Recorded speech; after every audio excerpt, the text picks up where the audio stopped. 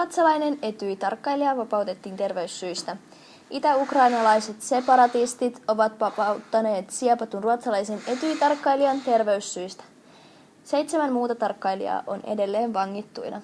Ruotsalaismies tuli ulos separatistien valtaamasta hallintorakennuksesta Slovjanskissa ja nousi Etyjin tunnuksilla varustettuun autoon. Hän ei kommentoinut vapautumistaan paikalla olleille toimittajille mitenkään. Hänellä on diabeteksen lievä muoto, joten päätimme antaa hänen mennä, separatistien tiedottaja sanoi.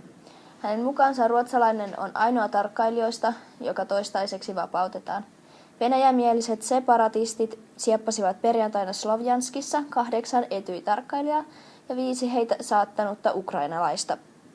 Ruotsalaismiehen lisäksi ryhmään kuuluu 4 saksalaista sekä tarkkailijat Tanskasta, Puolasta ja Tšekistä. Ryhmä pääsi sunnuntaina tapaamaan toimittajia aseistettujen vartijoiden valvonnassa. Ryhmän jäsenet kertoivat olevansa kunnossa.